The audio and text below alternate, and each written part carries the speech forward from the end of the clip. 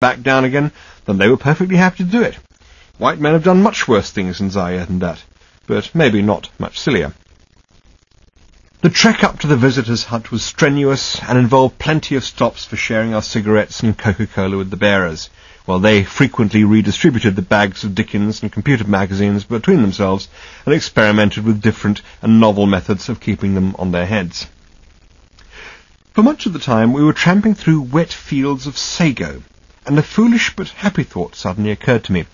We were walking through the only known anagram of my name, which is Sago Mud Salad. I speculated footlingly as to what possible cosmic significance there could be to this, and by the time I'd finally dismissed the thought, the light was fading and we had arrived at the hut, which was a fairly Spartan wooden building, but new and quite well built. A damp and heavy mist hung over the land, almost obscuring the distant volcano peaks. The evening was unexpectedly cold, and we spent it by the light of hissing tilly lamps, eating our tinned pears and our single remaining bun, and talking in broken French to our two guides, whose names were Murara and Serendori. These were magnificently smooth characters, dressed in military camouflage and black berets, who slouched across the table languidly caressing their rifles. They explained that the reason for the get-up was that they were ex-commandos. All guides had to carry rifles, they told us, partly as protection against the wildlife, but more importantly, in case they encountered poachers. Murara told us he had personally shot dead 5 poachers. He explained with a shrug that there was pas de problème about it, no bother with inquests or anything like that, he just shot them and went home. He sat back in his chair and idly fingered the rifle sight, while we toyed nervously with our pear halves. Poaching of one kind or another is, of course, the single most serious threat to the survival of the mountain gorillas, but it's hard not to wonder whether declaring open season on human beings is the best plan for solving the problem. We are not an endangered species ourselves yet, but this is not for lack of trying. In fact, the poaching problem is declining, or at least parts of it are. 4 in every 5 of the gorillas alive in the world's zoos today were originally taken from the wild, but no public zoo would accept a gorilla now, except from another zoo, since it would be a bit difficult to explain where it came from. However, there is still a demand for them from private collectors, and the unprotected Ugandan part of the Virungas is still a weak link. In September 1988, an infant was captured on the Ugandan side. 2 adult members of its family were shot dead, and the young animal was later sold to Rwandan smugglers by a game warden, now in prison, for about £15,000. This is the most destructive aspect of this sort of poaching. For every young gorilla captured, several other members of its family will probably die trying to protect it. Worse than those who want to collect gorillas for their private zoos are those who just want to collect bits of gorillas. For many years there was a brisk trade in skulls and hands which were sold to tourists and expatriates who mistakenly thought that they would look finer on their mantelpieces than they did on the original gorilla. This, thank goodness, is also now declining, since a taste for bone-headed brutality is now held to be less of a social grace than formerly. In some parts of Africa, gorillas are still killed for food, though not in the Virunga volcanoes, at least not deliberately. The problem is that many other animals are, and gorillas very frequently get caught in traps set for bushbuck or duiker.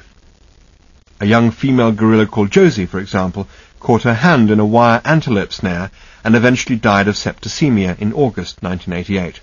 So, to protect the gorillas, anti-poaching patrols are still necessary. There were 2 other people sharing our hut that night. They were a couple of German students whose name I appear now to have forgotten, but since they were indistinguishable from all other German students we had encountered from time to time on our trips, I will simply call them Helmut and Kurt. Helmut and Kurt were young, fair-haired, vigorous, and incredibly well-equipped, and much better than us at virtually everything. We saw very little of them during the early part of the evening because they were very busy preparing their meal. This involved constructing some kind of brick oven outside, and then doing a lot of coming and going with bowls of boiling water, stopwatches, penknives, and dismembered bits of the local wildlife. Eventually, they sat and ate their feast in front of us with grim efficiency, and an insulting refusal to make any disparaging glances at all in the direction of our tinned pear halves. Then they said they were going to bed for the night. Only they weren't going to sleep in the hut because they had a tent with them, which was much better. It was a German tent. They nodded us a curt good night and left. In bed that night, after I had lain awake for a while, worrying about Marara and Serendori's casual propensity for shooting people, I turned to worrying instead about Helmut and Kurt. If they were going to be like that, then I just wish they hadn't actually been German. It was too easy, too obvious. It was like coming across an Irishman who actually was stupid, a mother-in-law who actually was fat, or an American businessman who actually did have a middle initial and smoke a cigar. You feel as if you are unwillingly performing in a music hall sketch and wishing you could rewrite the script.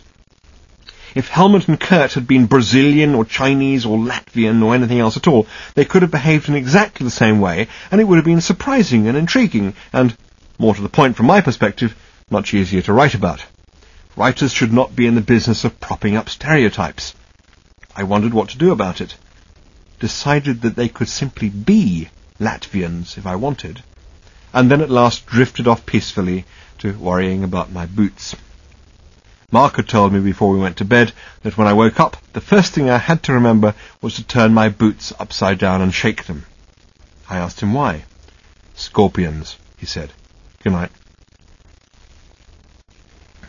Early in the morning, Marara and Serendori were waiting at the hut door, fondling their rifles and machetes and wearing meaningful glints in their eyes that we weren't at all certain we liked. However, they had good news for us. Since guerrillas tend not to make their personal arrangements to suit the convenience of visiting collateral relatives, they were sometimes to be found up to 8 hours' trek away from the visitor's hut. Today, however, the news was that they were only about an hour's distance from us, so we would have an easy day of it. We gathered together our guerrilla watching gear, carefully leaving behind the aftershave, the Dickens, and also our flash guns, on the assumption that these were all things that would, to differing degrees, upset the guerrillas. Said good morning to Helmut and Kurt, who were joining us for the expedition, and set off together in search of the guerrillas. Ahead of us, through the misty morning light, reared the hump of Mikeno volcano. The forest we plunged into was thick and wet, and I complained about this to Mark. He explained that gorillas like to live in montane rainforest, or cloud forest. It was over 3,000 metres above sea level, above the cloud level, and always damp. Water drips off the trees the whole time. It's not at all like lowland primary rainforest, said Mark, more like secondary rainforest, which is what you get when primary rainforest is burnt or cut down and then starts to regenerate. I thought the whole problem with rainforest was that it wouldn't grow again when you cut it down, I said. You won't get primary rainforest again, of course, said Mark. Well, you might get something similar over hundreds of thousands of years. We don't know. Certainly all of the original wildlife will have been lost for good. But what grows in the short term is secondary rainforest, which is far less rich and complex. Primary rainforest is an incredibly complex system. But when you're actually standing in it, it looks half empty. In its mature state, you get a very high, thick canopy of leaves because of all the trees competing with each other to get at the sunlight. But since little light penetrates this canopy, there will tend to be very little vegetation at ground level. Instead, you get an ecological system which is the most complex of any on Earth, and it's all designed to disseminate the energy which the trees have absorbed from the sun throughout the whole forest. Cloud forest like this is much simpler. The trees are much lower and more spaced out, so there's plenty of ground cover vegetation as well, all of which the gorillas like very much because it means they can hide. And there's plenty of food within arm's reach. For us, however, all the thick, wet vegetation made the forest hard work to fight through. Marara and Serendori swung their machetes so casually through the almost impenetrable undergrowth that it took me a while to begin to see that there was more to it than just vague hacking.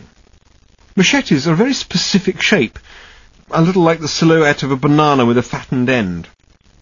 Every part of the blade has a slightly different curve or angle of cut to the line of movement, and a different weight behind it as well. It was fascinating to watch the instinctive ways in which, from one slash to another, the guides would adapt their stroke to the exact type of vegetation they were trying to cut through. One moment it would be a thick branch, another moment it would be banks of nettles, another moment tangled hanging vines. It was like a very casual game of tennis played by highly skilled players. Not only was the forest thick, it was also cold, wet, and full of large black ants, which bit all of us except for Helmut and Kurt.